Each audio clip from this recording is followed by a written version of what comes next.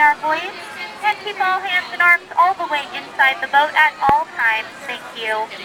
Oh my goodness, it looks like we're about to be swallowed by Monstro the whale. The very same whale who swallowed Pinocchio and his father Geppetto. But never fear, Pinocchio was a very clever little boy and he lit a fire deep inside of Monstro. Now this fire caused the whale to sneeze. And he sneezed so big and so hard that it blew his tail right off, giving us our very own entrance into Storybook Land.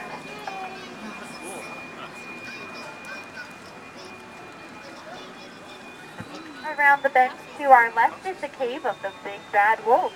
He spends his days trying to figure out how to get across the canal to where the three little pigs live. In the house made of straw, the house made of sticks, and the house made of 100% wolf-proof brick.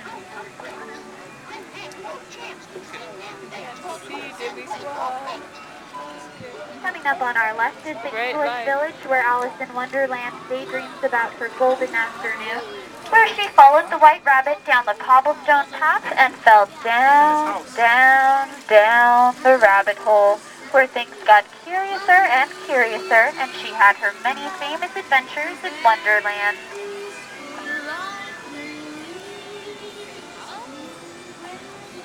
To our right and in the center of our canal is London Park, over which Wendy, Michael, and John, with the help of Peter Pan and some of Tinkerbell's pixie dust, flew off to Neverland, where you never have to grow up.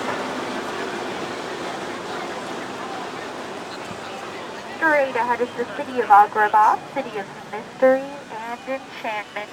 Atop the hill is the Sultan's luxurious palace, overlooking the busy marketplace where Aladdin and Jasmine first met and fell in love. Now, many say that Aladdin is the son of the King of Thieves, but the only thing that he stole that day was Princess Jasmine's heart.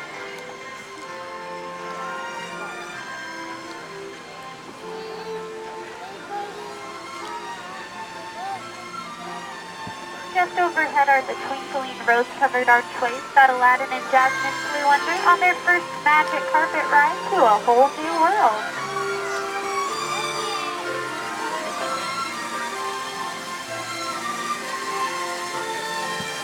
Now please make sure to keep all those hands and arms inside the boat and try not to touch anything as we are entering the Cave of Wonders.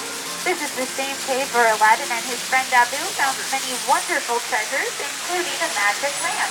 Inside the lamp was a genie who granted Aladdin 3 magic wishes. Around the bend to our right is the cottage of Snow White and the 7 dwarfs.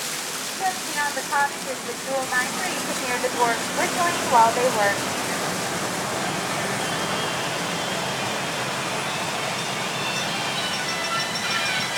Over to our left and at the foot of the hill is the blue-roofed French chateau where Cinderella once lived with her wicked stepmother and 2 evil stepsisters. But she now lives atop the hill in the pink and gold castle with her very own Prince Charming, where they both live happily ever after. About halfway up the hill you might be able to see her enchanted pumpkin carriage that took Cinderella to her fairy tale ball.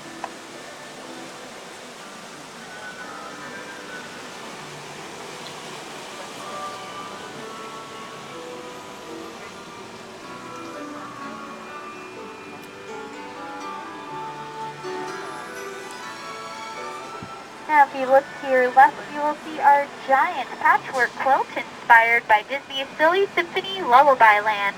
It's composed entirely of desert bloom. And yes, in case you were wondering, all plant life here in Storybook Land is real. It's been miniaturized in a process known only to Tinkerbell and a few of Disneyland's own gardeners. These plants are some of Disneyland's oldest residents here, aging up to 150 years old. We even have a tree here that was planted by Walt Disney himself. On the head to our left is the home of Mr. Toad from The Wind and the Willows. And just along the canal is the humble home of Mr. Toad's good friend, Molly. They're not home right now because they're somewhere in Fantasyland, merrily, merrily, merrily on their way to nowhere in particular. Also on our left are the 3 Dutch windmills from the Academy Award-winning short The Old Mill. The one in the center is most well known for housing the animals during the horrible winter storm.